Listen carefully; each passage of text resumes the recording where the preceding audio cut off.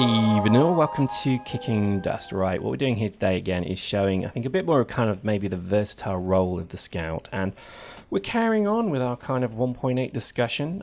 It is still the sidearm event, so I do apologise. I'm still using the terrible shotgun and the terrible flaylock, both of which are just weapons that are just shit. So I wouldn't advise people use them, but you know, what other sidearms are there that are actually any good? The MagSec's pretty good. I quite like that, but I find it a very difficult gun to aim with the mouse. So that's kind of out. If I go up against a dude 1v1, his aim assist on the controller is way better than my brain's ability to aim. So I tend to lose. If I use, say, Scrambler pistol, well, again, I don't use the controller, so I get no aim assist, which is a shame because they are actually very good guns. I highly rate Scrambler pistol incredibly because of the aim assist boost it seems to have. The bolt pistol is very good. I'm hearing great things about it, but again, it does require you to have the benefit of things like aim assist or just an incredibly good eye that I unfortunately do not have. The ion pistol is very much the same within that, so that leaves you pretty much with only really a handful. You've got the Mimitar SMG, which is a good gun, and I did consider using that one over the Flaylock, but I think to me the Flaylock is more kind of I don't know, it's a kind of get in, shoot them, then get out kind of weapon, and I don't score highly with it. I mean, I've gone probably a lot of rounds lately where I've barely killed 3 or 4 people. It is a very bad gun in general, so you know, I know I keep saying it and people think I'm trolling, but I'm not. It does suffer from really difficult hit mechanics. It suffers a lot from crappy range, and just generally I don't rate it. But if you get, I mean, again, if you kind of use it wisely like I'm using here, I'm using a dual pistol fit, it isn't bad. It can get the kill, but you have to work for it. So a lot of what I'm doing here is I'm gaining my war points certainly from the support of the gang using the triage hives, and I think just generally, you know, being able to sneak up on somebody and get a shot on as well does make the Flaylock a little bit easier to use. I think in general, you know, it is the rise of the scout that is pretty much evident. The scout seems to be the way that people are going nowadays, and that's probably a good thing. People are still using heavies in commandos, which is also very good. You know, I mean, that's nice because the last thing you want is to see everybody go one way or the other. But I think maybe, you know, the nicety of the game is that it does feel more balanced. I know that's such a horrible word to use, as that guy is shot off. That was funny. It does feel more balanced than it used to. You know, the game used to feel very much about, you know, the TTK was very low. So, you know, it took very quick. You were very quickly killing people. TTK going up, so your time to kill obviously increasing means you've got more thinking time. You've got more time to evade. Running suits such as you see me running here, again, you know, I'm not brick tanking this. I'm running this as very much a scouting fit. So I've got my 2 complex King Cats on. So I'm doing 10 meters a second in this, and look at it. I'm vaulting like an absolute loon, and I've got to admit, I love it. I really do. Kablow. There we go. Look, 5 shots to kill 1 guy. Terrible gun. CCP, come on, do something about this. Anyway, I think the game in general is, it feels like it's shaping up quite well. You know, it's difficult to kind of comment on it, in fact, because, you know, I kind of only can tell you what I perceive.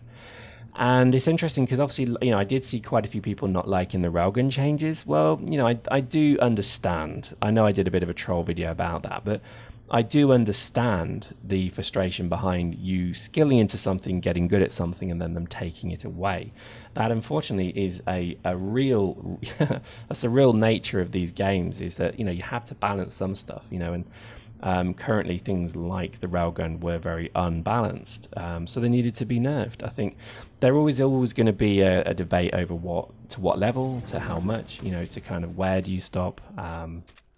And with the Flaylock was a great example of a knee-jerk reaction to a tactic. You know, I mean, the Flaylock was good for a month, and then CCP immediately nerfed it to the point of it was actually never used again. I mean, that's the sad part of it, is that, you know, nothing should be nerfed to the point where it's not usable. And I think they've done that with the railgun, because the railgun is still as powerful as it was, but you've got to get in close to do it. Not even close. 300 meters is still a long way. And I think that's the right way to do this. To me, that was the only way to do this. It's surprising it did, you you know, it's surprising people actually have much of an issue with it, because they still have all the benefit. What it does is it just stops them being effective from the red line, in essence, you know. And even if you still want to sit in the red line and you're bloody minded and you won't leave it, you can still defend something. There will be an objective in skirmish that you can still get to. So it's not all bad news. I think just generally, you know, the changes that have been made, I think, have all been done correctly. They all feel the right way to have gone, and I think just generally, the game is feeling a lot more energized. It's feeling a lot more mobile, and people are moving. PC changes apparently are causing, obviously, some interesting things to happen there. We'll maybe talk about them soon. But again, you know, none of it is, I think, over the top. I think everybody seems to have this kind of emotional outburst with this game at times, and I've had it myself, where you just think to yourself, seriously, fucking hell, what is going on? And you think, you know, at the end of the day, it's just about understanding that things need to change, and the benefit of doing so is that you do get a bit of a better game, in essence. So, you know, this is one of the key things of it, you know. I'm loving scouting again. I would remind everyone, I ran Calente Scout from the start. It was my fit, bros, and I used to run it with my laser, and it was pretty good fit.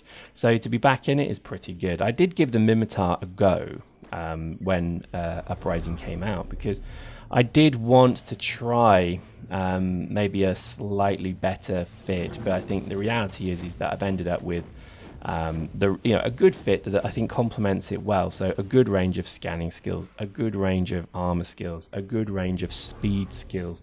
I think all contribute to this fit being quite good for me. So I think this is where I would stress, you know, don't just throw your points into something willy-nilly. Actually think about what you're doing. And I've always done that. I've always just thought, oh, can't be bothered, I want to do that, I want to play with the fit of the month, I want to do that, I want to do this. And to be honest, it's to your detriment. This is just a good suit, and it seems to work, and you know, I'm benefiting from it now. If they changed it so that cloaks don't work or do something different, or if they change it so that king cats are less good, then this would cause me an issue, because the speed is what I rely on, and the fact that I can you know, quickly strafe away and get, you know, the odd kill with a Flaylock or a mass driver is pretty much what I'm looking for there. I'm still useless with most of the other targeted guns because I don't use aim assist, etc. So in general, I would say that there's nothing nothing contentious here, I think. And I think just the silly things like having allotechs on me, level 5 nano circuitry, was incredibly useful for me, because having the ability to sit on triage hives is actually pretty good. To me, it does seem to make for a much easier game, because when I get hurt I can actually repair myself, whereas in the Mimitar Scout I couldn't do that. When you get a good shot on, look at that, it took 4 shots to kill that dude. That's not good. If I had if I didn't run a dual fit, I wouldn't have killed him. That's pretty evident. But I guess in summary, you know, the game is looking, well, it's feeling quite good. And I think it is the kind of era of the Scout. But again, are you getting the impression, like I, that every so often something becomes very good and something doesn't? I think we had the rise of the tank in 1.7. I think we have now entered the age of the Scout, and you know, long live the railgun. May it reign forever, never in our hearts. There we go. I think good round. I'm enjoying these games. Really, really am enjoying them. I think it's funny because certainly a lot of what I got frustrated at in 1.7 was just the fact that you never felt like you're having a good flowing game. And I think nowadays the games flow quite nicely. It could be because I'm using a better suit. It could be that I'm using the FOTM, probably. But I think that's the issue, is because before, if you're not using FOTM, you're using crap.